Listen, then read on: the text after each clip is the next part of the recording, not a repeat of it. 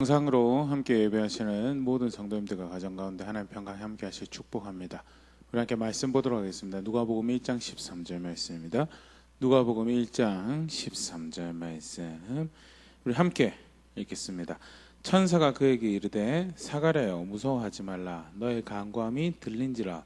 너의 아내 엘리사벳이 내게 아들을 낳아주리니 그 이름을 요한이라 하라. 아멘.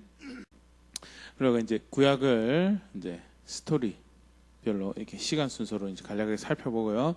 이제 지난주에 신구약 중간사, 신약과 구약 사이에 약 400년 기간 동안에 어떤 일이 벌어졌는가 간략하게 살펴봤고요. 오늘부터 이제 신약을 함께 살펴보려고 하는데요.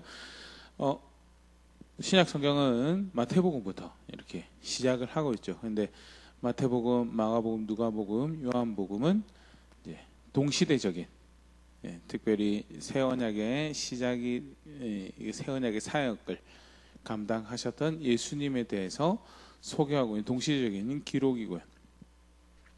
그 이후에 그나마 조금 그래도 시간 순서로 기록된 사도행전이 등장을 하고 있고요. 그 다음에 그때 이제 세워진 교회들을 목양하는 그런 서신서들이 등장을 쭉 하고 있는데요. 신약을 이렇게 시작함에 있어서 이 사복음서에서 이렇게 공통적으로 다루고 있는 한 인물이 있다라는 것. 이제 오늘 우리가 요절 말씀에 읽었던 요한이라는 사람, 이제 사도 요한과 구분하기 위해서 세례 요한 혹은 이제 침례 요한이라고 그렇게 부르는데요. 오늘 그 침례 요한을 함께 살펴보면서요, 신약 공부 그렇게 한번 시작해 보려고 합니다. 침례 요한은 먼저 성경에 예수님의 친족이라고 이렇게 소개가 되어지고 있습니다. 누가복음 1장 36절 보면요, 보라 너의 친족 엘리사벳도 늙어서 아들을 배었느니라. 본래 임신하지 못한다고 알려진 이가 이미 6달이 되었나니. 예수님의 탄생을 알리는 이제 마리아에게 와서 속칭 이제 수태고지라고 그러죠. 예수님의 잉태할 것에 대해서 알리는 그 사건에서 마리아의 친족 엘리사벳이 아들을 배웠다라고, 이게 이제 요한의 어머니 이름인데요. 요한의 아버지는 사가랴, 어머니 엘리사벳인데 이 사가랴는 제사장으로 소개가 되어지고 있습니다. 누가복음 1장 8절 반열 차례도 제사장 직무를 행했다고 기록이 되어 있는데, 제사장의 반열이면 레위 중에서도 아론의 가문에 해당하는 사람이라는 이야기인데, 그런데 흔히 알려진 것처럼 예수님의 부모가 되는 그 요셉과 마리아는 유다 지파, 유다 족속의 다윗의 가문 소속의 사람들이었고요. 그러니까 이제 요셉과 사가랴가 이 친족은 아니었던 것 같았는데, 모계로 마리아와 엘리사벳이 이제 뭐 사촌이라고 이야기하는 사람들도 있는데요. 사실 사촌보다는 훨씬 더 먼, 그러나 서로가 친족인 것을 아는 그런 관계였고, 그런 측면에서 예수님의 친족으로 성경에서 우리가 찾아볼 수 있습니다. 그리고 좀 전에 이야기 드렸던 것처럼 아버지 사가랴, 제사장 사가랴, 그리고 어머니 엘리사벳이 이렇게 성경에 소개되어지고 있고요. 흥미로운 침례요한과 관련된 기록은 예수님이 친족이라는 것과 더불어서요, 예수님처럼 천사를 통해서 출생고지가 있었다라는 것. 누가복음 1장에 사실 그 부분에 대해서 기록을 하고 있는데, 아버지 사가랴가 반열을 쫓아서 각 이제 다윗의 때에 각 반열로 이제 제사장이 팀이 나눠지죠. 이제 그것이 이렇게 사가랴 때도 예수님 당시도 그런 식으로 이제 제사가 진행되었던 것을 우리가 보일 수 있고요. 사가랴 팀이 일종의 사가랴 팀이 이제 섬기는 그 기간이 되어서 섬김을 하고 있을 때 사가랴가 천사를 보게 되고, 그때 천사가 사가랴에게 오늘 읽었던 말씀이죠. 아이를 낳을 것이고 이름을 요한이라고 하라고 그렇게 소개를 하게 됩니다. 그러면서 이 요한이라는 사람이 하게 될 일에 대해서 쭉 소개를 하게 되는데, 크게 두 가지가 이야기되어지고 있는데요. 하나가 누가복음 1장 15절 말씀입니다. 이는 그가 주 앞에 큰 자가 되며 포도주나 독한 술을 마시지 아니하며 모태로부터 성령의 충만함을 받아. 포도주나 독한 술을 마시지 않고 성령의 충만함을 하나님의 인도하심을 따를 것이다라는 그런 이야기를 하고 있는데요. 학자들 크게 두 가지 이야기를 합니다. 포도주나 독한 술을 쉽게 말해서 술이 주는 즐거움을 따르지 않을 것이고 하나님을 따를 것이다라는 그런 기록으로, 그래서 하나님을 위해서 특별하게 구별된 일을 할 그런 아이로, 그런 사람으로 요한을 소개하고 있는 대목으로 한 가지를 해석하고요. 두 번째는 유사한 측면인데, 구약에 이제 구별된 백성 중에서도 제사장 말고 또 특별히 구별된 이제 계열의 사람이 하나 있었죠. 그게 나실인이라는 그런 사람이고요. 그 나실인의 여러 가지 특징 중에 하나, 대표적인 특징 중에 하나가 포도주나 독한 술을 마시지 않았다라는 것이고, 그래서 여기서 요한이 포도주나 독한 술을 마시지 아니할 것이다라는 이 말은 그가 하나님을 위해서 특별하게 구별된 그런 삶을 살게 될 것에 대해서 암시하는 그런 표현으로 이야기하기도 합니다.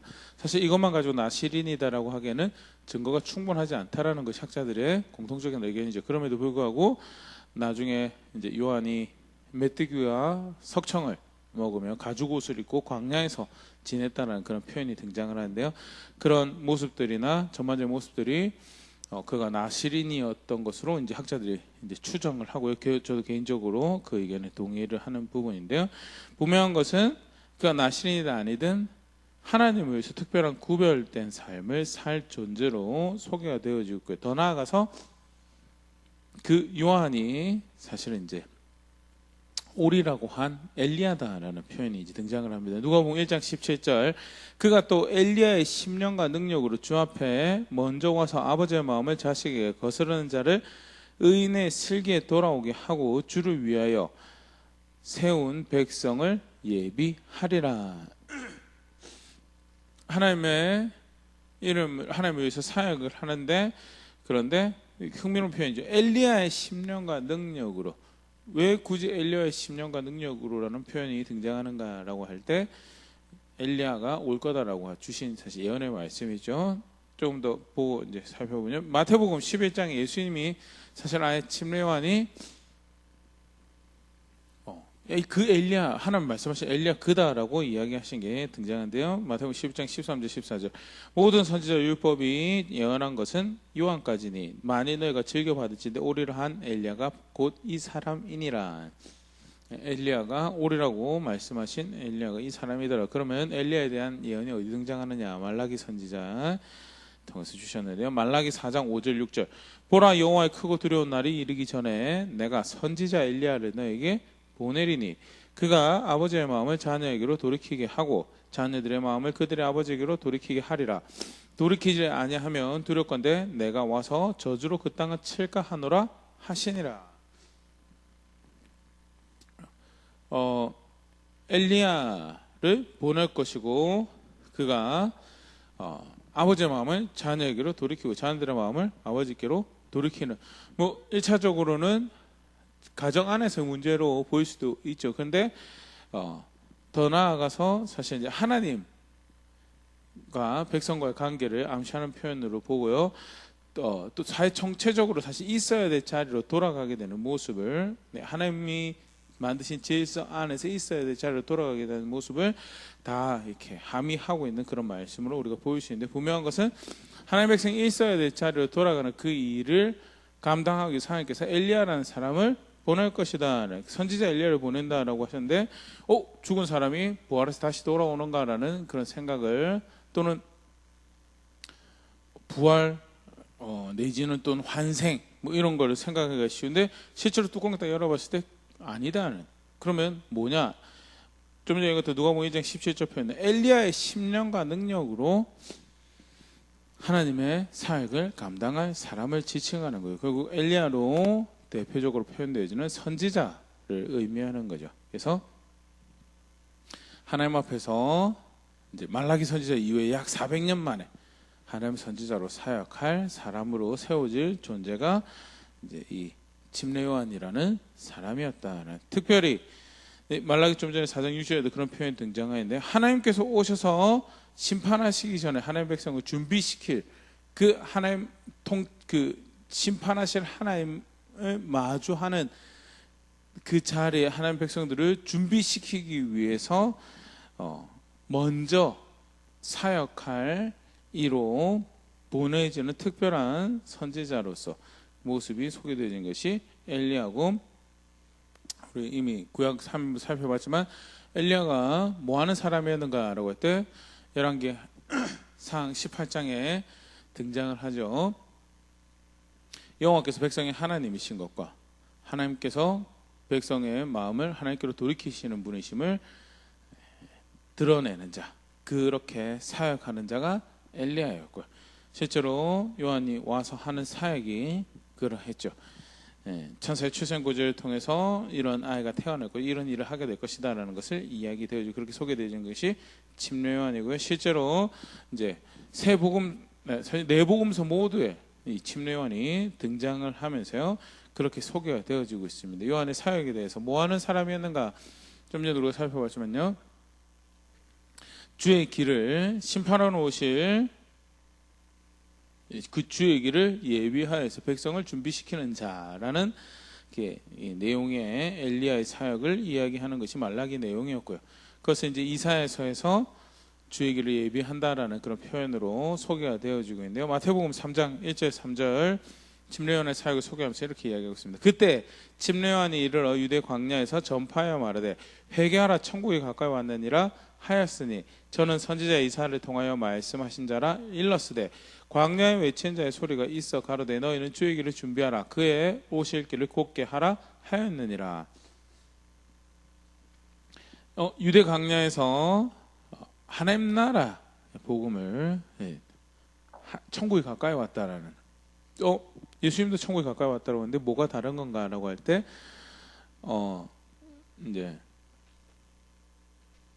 요한이 말하는 천국은 예수님 사역을 다 총체적으로 포함한 천국을 말하는 거죠. 예수님 말씀하신 것도 유사한데 이제 혹 그 요한의 사역을 통해서 하나님 나라가 올 것처럼 이제 그렇게 이해하는 그런 해석에 대해서는, 그런 측면에서는 예수님 말하는 천국과 요한이 말하는 천국이 다르다라는 것, 그렇게 구별할 수 있으면 좋을 것 같고요. 결국 사실은 똑같은 하나님 나라를 이야기하는 건데 이제 해석에 접근해서 그런 오해가 발생하는 부분에서 두 개를 이제 구분하는 그런 측면이 있는 것에 대해서는 염두에 두시면 좋을 것 같고요. 분명한 것은 예수님을 통해서 선언되어질 하나님 나라, 예수님을 통해서 알려질 하나님 나라, 예수님을 통해서 이 땅에 임할 하나님 나라를 전파하는, 그렇게 예수님 오실 길을 예비하는 그런 사역을 했던 것이 요한이고요. 대표적인 그런 모습이 어떤 형태로 드러나는 가 마태복음 3장 8절에서 9절. 그러므로 회개에 합당한 열매를 맺고 속으로 아브라함이 우리 조상이라고 생각하지 말라. 내가 너에게 이르노니 하나님이 능히 이 돌들로도 아브라함의 자손이 되게 하시리라. 회개하라는 메시지를 전하게 되는데요. 역시 사실 이제 좀 더 계속 우리가 살펴볼 텐데 여기서 말하는 회개도 예수님께로 돌이키는 그런 회개라기보다는요, 그보다 전반적으로 이제 예수님이란 실체가 도착을 하고 난다면은 회개 믿음이 예수님께로 돌이키는 것을 의미하는, 말씀하신 그분께로 돌이키는 것을 의미하는데요. 요한이 당시에 이 말하는 회개는 거룩한 삶으로 하는 말씀으로의 회개를 의미하는 거고요. 충분히 동시대의 유대인들에게, 바리새인들에게, 서기관들에게, 동시대의 자기 동족들에게 어필이 되는 정결의식에서 모티브를, 구약의 정결의식의 모티브를 가지고 있는 침례라는 행위를, 물로 씻는 행위를 통하여서 돌이키는 고백, 내가 이전의 삶을 거기서 이제 구별되어서 이제 다시 새로운 삶을 살아가겠습니다라는 고백을 하도록 하는 그런 사역을 했던 것에 대해서 보일 수 있고요. 마태복음 그렇게 요한의 사역을 소개했고요. 마가복음에서도 비슷하게 소개를 하고 있습니다. 마가복음 1장 4절. 침례 요한이 광야에 이르러 죄 사함을 받게 하는 회개의 침례를 전파하니. 구체적으로 좀 더 회개의 사역을 하는데 침례를 줬다라는 것을 기록을 하고 있죠. 누가복음에서도 마찬가지입니다. 누가복음 3장 3절. 요한이 요단강 부근 각처에 와서 죄 사함을 받게 하는 회개의 침례 전파하니. 8절. 그러므로 회개 합당한 열매를 맺고 속으로 아브라함이 우리 조상이라 말하지 말라. 내가 너에게 이르노니 하나님이 능히 이 돌들로도 아브라함의 자손이 되게 하시리라. 잠언 유대인들에게는 상당히 충격적일 수 있는 그런 말씀인데요. 후에 이제 이 바울의 로마서 기록이라든지 이런 것을 우리가 참고를 해볼 때, 하나님이 의미하셨던 아브라함의 후손이 된다는 것은 혈통으로 후손이 된다는 그 이상의 의미를 가지고 있는 거였구나. 아브라함이 고백했던 신앙의 고백에 그 창세기 15장에서도 그런 표현이 등장하는데, 아브라함이 믿었기 때문에 하나님께서 그를 의롭게 여기셨다는, 믿는다라는 그런 자리에서, 그렇기 때문에 하나님의 말씀을 따라 살아가는 그 믿음을 고백하는 아브라함의 신앙의 후손이 실제로 아브라함의 후손이 되는 것이며, 혈통이 이기에 우리가 하나님 백성이다라고 착각하고, 그렇기 때문에 우리가 아무렇게나 살아도 그 은총 가운데 거할 수 있을 것이고 하나님 나라가 우리 것이다라는 막연한 기대를 가지는 것은, 그것은 신앙이 아니다라는 그런 가르침이 사실 틀린 게 아니에요. 전혀 색다른 것도 아니죠. 그럼에도 불구하고 그 당시 동족들이 착각하고 있었던 부분에서 분명히 무엇이 정말 하나님께서 의도하신 하나님 백성 모습인가에 대해서, 그리고 실제 그리로 돌이키자라고 하는 회개 사역을 하였던 그런 모습을 우리가 볼 수 있고요. 또 한 가지 더 이제 여기서 좀 전에도 예수님께서 말씀하셨던 천국과 침례요한이 이야기하는 천국이 다른 게 아니죠. 다른 게 아닌데요. 그렇다면 침례요한이 주는 침례와 예수님이 주는 침례가 그것도 같은 거냐? 쉽게 말해서 요한이 침례를 줬는데, 회개 침례를 줬는데, 그러면 그 침례는 교회를 세우는 그런 침례, 속칭 쉽게 말해서 예수님은 예수님의 이름으로 이제 침례를 받는 사람이 결국 예수님을 통해서 세워지는 하나님 백성의 공동체, 교회의 일원이 되는 그 신앙의 고백의 중요한 이제 한 모습을 이제 상징하고 있는 게 예수님을 통해서 받는 침례죠. 예수님의 이름을 받는 침례고, 그렇다면 침례요한의 침례도 그런 침례인가? 그거는 아니다라는 것이 학자들의 공동적 의견이고요. 그러면 그 침례는 뭐 하는 침례인가? 좀 전에 얘기 드렸던 것처럼 아무렇게나 자기 마음대로 살던, 거룩한 것과 상관없고 정결한 것과 하나님께서 깨끗하고 한 것과 상관없는 그런 삶을 살아가던 자리에서 거룩한 백성의 마땅히 살아갈 바로 돌아오게 되는 그런 돌이킴에, 그래서 그 이전에서부터 내가 깨끗해졌다라는 그런 의미에서, 그렇게 내가 더 이상 살지 않겠다는 그런 고백에서 받는 침례였다라는 것. 그러면 그런 침례가 왜 예수 주의 오심을 준비하는 자로서, 주의 길을 예비하는 자로서 그런 것들이 필요했는가라고 할 때, 적어도 침례요한의 사역이 존재함으로써 예수님께서 오셔서 내가 그 돌이켜야 될 그 정점이고 돌아와야 될 그렇게 신뢰하고 신앙을 고백해야 돼 하나님의 아들이다라고 소개가 되어졌을 때 이제 받아들여질 수 있는 백성의 마음이 준비되는, 적어도 요한의 메시지를 받아들였던 사람들에게는 예수님의 메시지가 조금 더 쉽게, 조금 더 그들의 삶을 움직일 수 있는 그런 메시지로 이제 작용할 수 있는 부분이 있어요. 이미 요한을 통해서 그 마음밭이, 그들의 삶이 경작되어지는, 돌뿌리들이 캐 나가져가고 버려야 될 것들이 구별되어지는 그런 이제 작업이 이미 시작이 되는 거죠. 그런 측면에서 침례요한이 주의 길을 예비하는 그런 사역을 했음에 대해서 이제 마태복음, 마가복음, 누가복음 이렇게 소개를 하고 있고요. 요한은 조금 다른 이제 표현이지만요, 그런 고백을 하고 있는데요. 요한복음 3장에 이제 쭉 그런 기록이 나오죠. 근데 29절, 30절 보면, 신부를 취하는 자는 신랑이나 서서 신랑의 음성을 듣는 친구가 크게 기뻐하나니 나는 이러한 기쁨으로 충만하였노라. 그는 흥하여야 하겠고 나는 쇠하여야 하리라 하니라. 예수님이 신부를 취하는 신랑이고 나는 그 신랑의 음성을 듣는 것으로, 그 그 결혼식이 벌어지고 그렇게 기뻐하는 관계가 펼쳐진다는 사실로 옆에서 기뻐하는 그런 친구에 불구하다라고. 그래서 결과적으로 그는 흥해였고 나는 쇠하여지는, 이게 또 다른 표현의 주의 길을 예비한다라는 거죠. 예비하는 자가 영광을 받는 것이고 뒤에 오시는 주가 영광을 받아야 되는 거고, 나는 결국 예비하는 자에 불구하다라는 표현은 이제 이런 식으로 또 하고 있는 것을 볼 수 있는데요.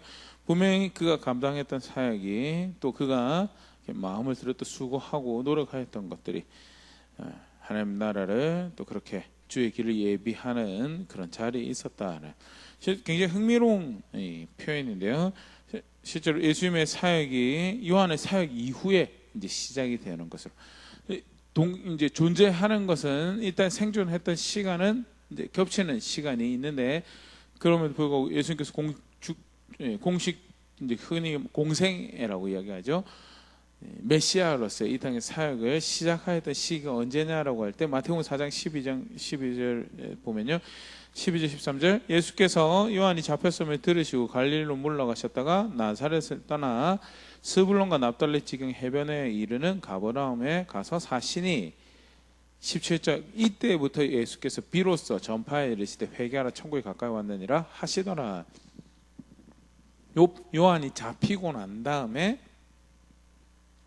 예수님께서 사역을 시작하셨다라는 것이 성경에 기록을 하고 있는, 비슷한, 사실 이제 마가복음 같은 경우에도 이제 그런 이제 누앙스를 좀 보일 수 있고요. 분명하게 이제 이런 부분을 주로 보일 수 있는 게, 하나님 의도를 가지시고 신약의 새로운 시대 문을 여는 그쯤에 침례 요한이라는 사람을 보내서 하나님 백성을 이렇게 다시 깨우시는 그런 일들을 하셨던 것에 대해서 우리가 보일 수 있는 그런 부분이에요. 요한과 관련해서 이제 한 두 가지 정도 더 이제 보면요, 그런 놀라운 사역을 했음에도 불구하고도 사람, 우리랑 성정이 비슷한 사람이구나라는 부분을 하나 보일 수 있는 게, 이제 그 의심했던 모습이 하나 이제 기록이 되어 있습니다. 마태복음 11장 2절에서 6절인데요. 요한이 옥에서 그리스도께서 하신 일을 듣고 제자들을 보내어 예수께 여짜오되 오실 그이가 당신이 오니까 우리가 다른 일을 기다리오리까. 요한이 옥에, 헤롯에서 옥에 갇히게 되는 그런 일이 있었는데, 그 옥에서 예수님께서 하시는 일을 이제 듣게 되니까, 또 그전에는 요한복음 1장에 보면 세상 죄를 지고 가는 하나님의 어린 양이라고,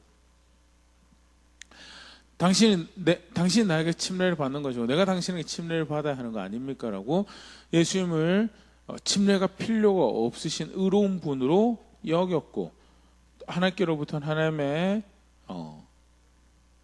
아들임을, 또 메시아임을 이렇게 인정하는 그런, 알고 있었던 것인데, 옥에 갇혀서 예수님께서 하시는 일을 듣고 예수님에 대해서 정말 당신이 그분 오신다고 하신 그분입니까? 라는 그것을 확인하러 제자들을 보내는 그런 대목이 등장을 하는데, 학자들은 이제 이러한 정황에서 요한마저도 이제 그 당시에 이제 가지고 있었던 이제 메시아에 대한 기대감이 어느 정도 공유하고 있었던 것이, 아이디어를 공유하고 있었던 것이 아닌가라고 학자가 추정을 하는데요. 그 당시 이제 백성들이 기대하였던 메시아는 당장 쉽게 말해 로마를 물리치고 팔레스타인 땅에 유대인들을 위한 이스라엘의 나라를 재건하는, 정치적으로, 군사적으로, 사회적으로 그 하나님 나라를 재건하는 그런 메시아를 기대를 했죠. 그런 모습을 하나 이제 대표적으로 보일 수 있는 게, 사도행전에 예수님께서 부활하시고 난 다음에 이제 승천하시기 전에 제자 중 하나가 예수님께 묻죠. 이스라엘 나라를 회복하시면 이때이니까.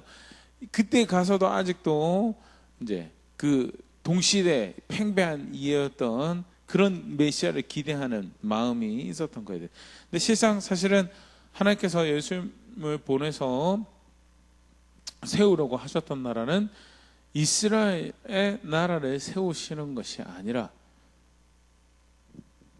물론 약속이 있는 백성이 이스라엘이었기 때문에 유대인으로 이스라엘의 구원자로 보내긴 하셨죠. 그러나 그럼에도 불구하고 그 예수님을 통해서 세우려고 하셨던 하나님 나라는 온 세계 구원자로서 온 세계의 하나님 백성의 하나님 나라를 세우시기 위해서 보내신 분이 예수님이시고요.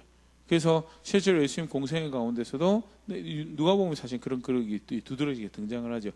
이방인들이 예수님을 만나고 예수님에 의해서 회복되어지고 하는 그런 이제 사건들이 기록이 되어 있는 것이 단순히 이 복음이 이 구원이 유대인을 향해서만, 물론 약속 있는 백성이 유대인에게 바울이 그렇게 표현한 것처럼 유대인에게 먼저 그다음 헬라인이다라고 하면서 유대인에게 먼저 유대인으로 오셔서 그들의 약속의 성취로 오셨죠. 그럼에도 불구하고 세우실 나라는 온 세계의 구원이고 온 세계의 하나님 백성을 위한 하나님 나라를 세우시기 위해서 오셨는데 이스라엘의 회복을 바랬던 정치적, 군사적, 사회적 회복을 바랬던 그런 기대가 그 당시 있었고요.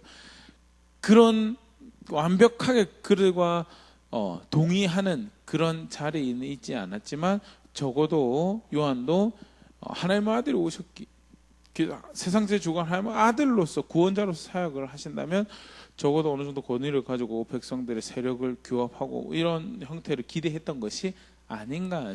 적어도 세리와 죄인들의 친구라고 일컬어지는 구원자의 모습은 요한도 이렇게, 물론 그전에도 말씀 주셨지만 상상 기대하지 못했던 모습은 아니었던 것은 아닐까라고 학자들이 추정을 하는데요. 분명한 것은 예수님이 현재 지금 하고 있는 일로 인해서 요한이 의구심이 들고 제자들에게서 하기도 하죠. 4절 예수께서 대답하여 이르시되 너희가 가서 듣고 보는 것을 요한에게 알리되 5절 맹인이 보며 못 걷는 사람이 걸으며 나병 환자가 깨끗함을 받으며 못 듣는 자가 들으며 죽은 자가 살아나며 가난한 자에게 복음이 전파된다 하라. 6절 누구든지 나로 말미암아 실족하지 아니하는 자는 복이 있도다 하시니라. 이사야 선지자 대표적인 경우죠. 이사야 선지자에 주셨던 말씀의 그 내용이 예수님을 통해서 지금 펼쳐지고 있는 부분에서 예수님이 가서 지금 내가 하고 있는 이 사건을 이야기하고 그에게 일종의 확신을 또 그에게 위로를 주는 그런 모습을 이제 기록이 되어 있고요. 마지막으로 다시 한 번 더 확인을 하죠. 실족하지 않은 자가 복이 있다. 어떻게 보면 요한 개인의 사건일 수도 있지만요, 마태가 이것을 기록하면서 예수님을 따르고 있는 모든 우리와 저와 동일한 성정을 가진 사람들에게 마주하는 사건을 해서 의심이 생길 수 있는, 좀 자기의 기대와 다른 어떤 이 하나님 나라의 사역 또 그런 신앙의 여정 때문에 의구심이 가지게 될 공동체 모든 일원들에게 이런 일이 있었고, 근데 예수님께서 그 요한을 이렇게 격려하시고 위로하셨다라는 것이 이제 소개가 되어지고 있고요. 분명한 것은 굉장히 특별한 사람으로 특별한 일을 감당을 했지만 요한은 메시아가 아니었고 요한은 사람이었고 주의 길을 예비하기 위해 특별하게 사용되어졌던 신앙의 선배였다라는 그런 모습 다시 한 번 더 보일 수 있고요. 더불어서 이제 죽게 되는 것이 이제 기록이 되어 있죠. 죽음과 관련된 사건 구체적으로 기록 마가복음에서 보여주는 마가복음 6장 16절 18절 보면 헤롯은 듣고 내가 목배인 요한이 그가 살아났다 하더라. 전에 헤롯이 자기가 동생 빌립의 아내 헤로디아에게 장가든 고로 이 여자를 위하여 사람을 보내어 요한을 잡아 옥에 가두었으니 이는 요한이 헤롯에게 말하되 동생 아내를 취한 것이 옳지 않다 하였음이라. 그래서 헤롯이 예수님의 이야기를 들었을 때 내가 전에 죽였던 침례 요한이 살아난 거 아니냐라는 그런 이야기를 하는 장면이 이제 기록이 되어 있는 건데, 그럼 전에 어떻게 요한을 죽이게 되었는가?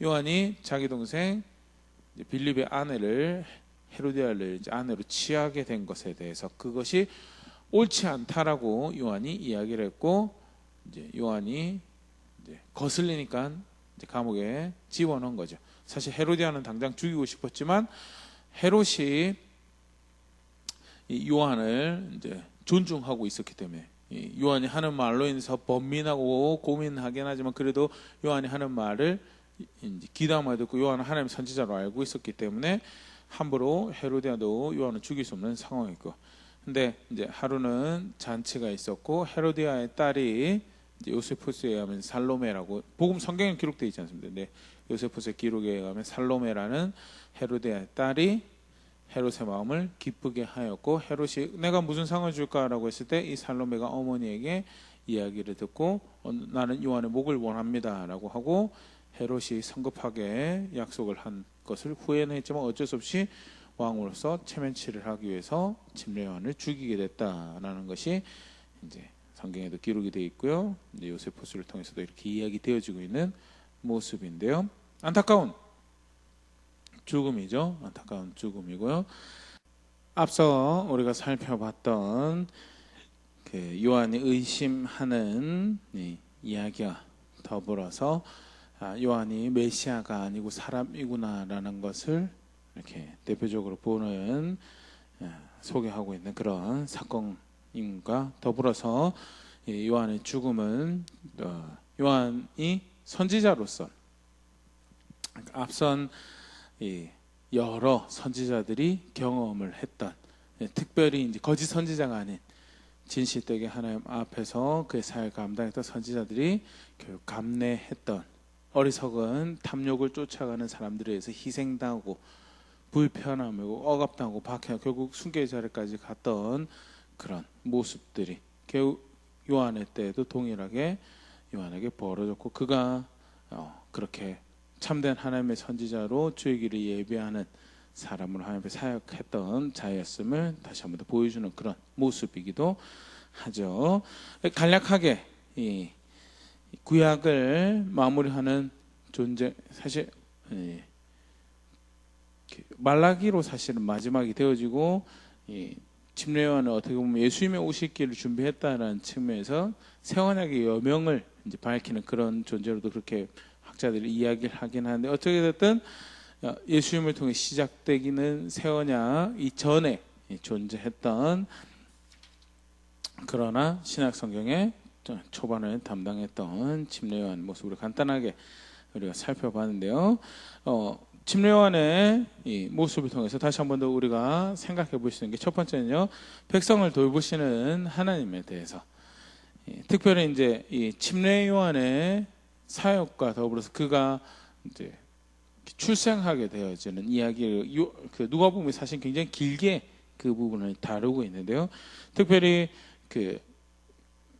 이 천사를 통해서 아이가 태어날 것에 대해서 이야기되어진 장면은요, 삼손이 태어날 당시에 천사를 통해서 삼손이 태어날 것이 이야기가 되어진 장면을 굉장히 유사한 연상시키는 그런 장면이죠. 사사기 13장 5절 보면요, 보라 내가 임신하여 아들을 낳으리니 그의 머리에 삭도를 대지 말라. 이 아이는 태에서 나옴으로부터 하나님께 바쳐진 나실인이 됨이라. 그가 블레셋 사람의 손에서 이스라엘을 구원하기 시작하리라 하시니. 마노아와 그의 아내에게 나타나서 삼손이라는 아이가 태어날 것이요 그가 포도주와 독주를 마시는 나실인으로 클 것이고, 그렇게 하나님 앞에서 구별된 자로서 이스라엘을 구원을 위해서 사역을 하나님의 사람이 될 것이다 라는 것을 이야기하는 장면이 등장을 이렇게 사사기 13장에 소개가 되어지고 있는데요. 아주 유사하게 천사가 나타나서 사가랴에게 요한의 출생을 이야기했던 것이 누가복음 기록이 되어 있고요. 삼손을 통해서 구원이 필요한 백성들을 돌보셨던 하나님의 이 사역이 침례 요한을 통하여서 말라기 이후에 뭐 선지자가 없었으리라 생각되지는 않습니다. 각양 모습으로 자기 이름을 건 메시아들도 일어났다고 그러는데 선지자가 없었을까요? 각양의 선지자들이 있었을 거고 메시아가 있었고 하는 그런 상황에 진실되게 하나님의 말씀을 그 입술에 담고 마음에 담고 그렇게 하나님을 위해서 사역했던 선지자를 하나님께서 보내셨다라는 것, 여전히 돌보시고 계시는 하나님이신 것에 대해서 다시 한번 분명히 보일 수 있는 요한의 존재죠. 또 그 사무엘의 출생고지 같은 경우에는 천사는 아니죠. 그러나 사무엘상 1장 17절 엘리가 대답하여 이르되 평안히 가라. 이스라엘 하나님이 내가 기도하여 구한 것을 허락하시기를 원하노라 하니, 이제 한나가 기도하고 이 아이가 없는 이 원통함을 토로할 때 이제 엘리를 통해서 하나님께서 내가 기도한 것을 구하기를 허락한다라는 이야기가 되어지고, 쉽게 말해서 아이가 있을 거다라는 이야기고요. 그리고 그대로 이제 아이가 이제 태어나게 되고, 그가 하나님 백성들의 마음을 하나님께로 돌이키는 그런 사역을 또 중차대한 모습들이 사실 이제 이 침례 요한의 경우와 또 이렇게 겹쳐지는 이 모습이요. 이 침례 요한의 이 존재가, 사실 우리가 예수 모시기 전에 침례 요한이라는 분이 계셨구나라고 간단하게 지나갈 수도 있는 그런 내용인데, 실제로는 복음서에서는 조금 더 비중 있게 다루고 있는 인물이다라는, 무엇을 보여주는가, 예수님을 보내주시는 것도 사실은 한 백성을 돌보신 하나님의 모습이지만요, 그 앞에 침례 요한이라는 사람을 보내셔서 예수님을 통해서 선언되어질 하나님 나라의 복음을 백성들이 받아들일 수 있도록 그들의 마음을 경작하고 삶을 경작하는 그런 일을 하셨던 것이, 하나님께서 그의 백성들이 이렇게 아끼고 돌보시는 분이시구나라는 것을 다시 한번 볼 수 있는 그런 대목이고요.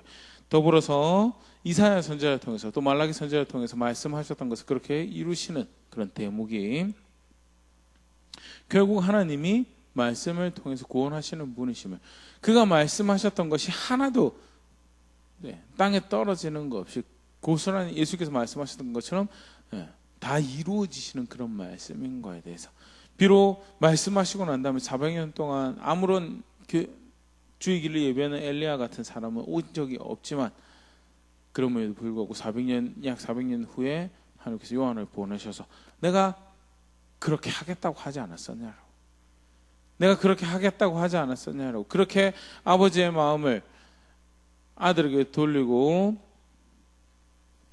아이의 마음을 아버지께 돌리는 그런 일을 하겠다고 하지 않았냐라고, 그리고 실제로 그렇게 요한을 통해서 하는 백성이 있어야 자리로 돌아가는 그런 일을 하셨던 거에 대해서, 결국 말씀하신 대로 구원을 성취하신 하나님이신 걸 다시 볼 수 있고요. 더불어서 이제 요한의 아까 그 사역의 대표적인 모습이 주의 길을 예비하는 자였잖아요. 주의 길인데, 결국 왕이신 예수님을 조금 더 부각하는 그런 존재가 이 침례 요한이죠. 지금도 사실은 이제 각 나라의 수장이 이렇게 만난다 또는 온다라고 했을 때, 그 수장이 올 길을 미리 예비하는 그런 작업들이 존재를 하죠. 갑자기 수교한다고 해서 대통령이 처음부터 가가지고 모든 실무를 회의하고 그러지 않잖아요. 예를 들어서 하다못해 대통령과 대통령이 만나서, 또는 대통령과 왕이 만나, 왕이 왕과 왕 만나가지고 수교를 한다라고 할 때도, 그 왕이 올 길에 대해서 이미 그 왕의 그 의견을 충분히 이렇게 반영한 그 뜻을 선언하고 그것을 조율하고, 그 실무진들이 열심히 하고, 왕은 결국 와가지고 왕이 왔다 또는 대통령이 왔다고 사인하는 그것처럼, 그게 아니면 좀 더 고대 사회 이 모습을 생각을 해보면, 왕이 도시를 방문하고 나라를 지역을 방문할 때 다짜고짜 가가지고 내가 왔으니까 문 열어달라고 그렇게 하지 않죠. 선발대 가가지고 왕이 머물 숙소 일정들을 다 계획해가지고 최대한 왕이 왔을 때 그가 왕으로서 그 통치를 어떤 제한 없이 다 펼쳐나갈 수 있도록 준비하고, 하다못해 사소하게 거할 거처까지도 다 준비하고 예비하는 그런 왕의 길을 예비하는 이 수고와 사람들이 있었고요. 침례 요한이 그렇게 와서 그렇게 사역을 함으로 인해서 하나님의 아들로 하나님 나라의 통치를 펼쳐갈 예수님의 이 존재를 더욱더 부각하고 기대하게 하는 그런 사역을 했고, 실제 요한의 존재가 그런 존재였다라는 것, 그런 측면에서 사실 복음서에서 굉장히 중요하게 다루고 있는 인물이다라는 것 같이 기억할 수 있으면 좋을 것 같고요. 오늘 말씀 가지고요 그런 부분 다시 한번 생각해 볼 수 있으면 좋을 것 같습니다. 먼저는 좀 전에 얘기드렸던 것처럼 하나님 말씀하신 대로 백성을 돌보시고 구원하신 분이시다라는 거에 대해서 이제 초림이 지나고 나서 우리는 재림을 다시 오실 예수님을 기다린다라고 했을 때 돌보시는 말씀대로 그렇게 분명히 오실 터인데 때때로는 우리가 마주하는 사건이나 상황이 이렇게 마치 그가 돌보시지 않는 것 같은, 그가 우리를 잊으신 것 같은 그런 이제 상황들이 사건들이 있죠. 근데 하나님은 절대 그러신 적이 없다라는 것. 그가 말씀하셨기 때문에 그는 항상 말씀하신 대로 이루시는 분이시고, 그러게 그의 말씀 따라서 그를 신뢰하는 백성의 자리에 걸음걸음 따라가고 있다면, 그러면 그의 구원을, 그 돌보시는 하나님이 그 말씀하신 대로 그의 구원을 이루실 것을 기대하는 것이 사실은 전혀 이상한 일이 아니고 사실은 그것이 바른 모습이다라는 것. 다시 요한의 경우를 통해서 우리가 분명히 보일 수 있고요. 더불어서 우리는 요한은 아니죠. 요한은 아니고 또 이렇게 또 엘리야도 아니죠. 오리라 하는 우리 엘리야 절대 아닙니다. 그런데 오리라 하는 엘리야는 이미 예수님 통해서 그 요한이다라고 확인이 되었고요. 그럼에도 불구하고 예수님 오시기 전에 우리가 어떻게 보면 그 예수님 다시 오실 예수님의 길을 준비하고 있는 그런 하나님 백성, 또 그 하나님 나라 예배 준비하고 있는 그런 자들로서 우리가 우리 신앙을 고백하는 마땅한 자세가 무엇일까라는 그런 부분들도 침례 요한에게서 경우에서 우리가 생각해 볼 수 있는데요. 아까 우리가 살펴봤던 고백들 중에서요, 요한복음 3장에 등장하는 신부를 취하는 자는 신랑이고 나는 그 신랑의 친구로서 그 신랑의 음성을 듣고 그가 기뻐하는 것으로 기뻐하는 정도면 충분하다라는 것. 그래서 결과적으로 그가 영광을 받아야 되고 나는 쇠해야 돼. 그가 흥해야 되고 내가 쇠해야 된다는 것. 이게 결국 바울의 경우로 가면 나는 중매쟁이에 불과하다고. 신부를 취하는 자는 신랑이지 나는 내가 중간에 끼어가지고 영광을 받아야 될 존재가 아니다라는 것. 찬사와 영광과 감사는 신부를 취하시는 신랑에게 돌려주면 되는 거. 나는 단지 중매쟁이일 뿐이다. 우리가 주의 이름을 수고하고 그렇게 하나님 나라를 기대하고 주의 오심을 기대하는 걸음을 걸어갈 때 절대 잊어버려서는 안 되는 자세죠. 우리 훌륭한 선배들이 사실은 그런 수고들을 많이 했는데요. 왕왕 안타까운 경우들을 보게 되죠. 때때로는 예수님의 이름보다도 더 커진 사역자의 이름이라든지 또는 단체나 또는 네트워크의 이름들이나 이런 것들을 보게 되는데요. 그는 흥하여야 되겠고 나는 쇠하여야 된다라는 것이 결국 오실 신랑을 기다리는, 또 그렇게 신랑의 일을 감당하는 주의 일을 우리가 신부이면서도 동시에 또 그 보냄을 받아서 신랑의 길을 예비하는 자로서 우리가 가져야 될 신앙의 자세, 중요한 자세 중에 하나인데요. 나는 어떤 자리에 있는가, 그런 부분도 함께 생각해 볼 수 있으면 좋을 것 같고요. 말씀 앞에서 다시 돌아보면서 좋으신 분이시다라는 거, 하나님 역시 좋으신 분이시다라는 거 다시 한번 더 분명히 볼 수 있는 게 말씀하신 대로 침례 요한이 그렇게 하는 백성의 마음을 경작하는, 아버지의 마음을 아들에게 돌이키는 그런 일을 하며 의인을 거스르는 자를 다시금 하나님 말씀에 의인의 슬기에 돌아오는 그런 일을 할 수 있도록, 다시 어떻게 보면 하나님 백성이 다시 기회를 주시는 그 일을 하셨던 것에 대해서 신뢰할 만한 분이, 결국 그러게 그의 말씀에 따라 어떻게 해서 살아가려고 하는 내 수고가, 내 노력이 결국 흩뿌려지는 손해보는 투자가 절대 아닌 것, 위로 격려 받을 수 있으면 좋을 것 같고요. 더불어서 그러기에 영광 받으셔야 될 주가 영광을 받으실 수 있어 걸음걸음 옮겨가는, 또 겸사하게 그것을 배워가는 자리에 있을 수 있는 우리가 될 수 있으면 좋을 것 같습니다.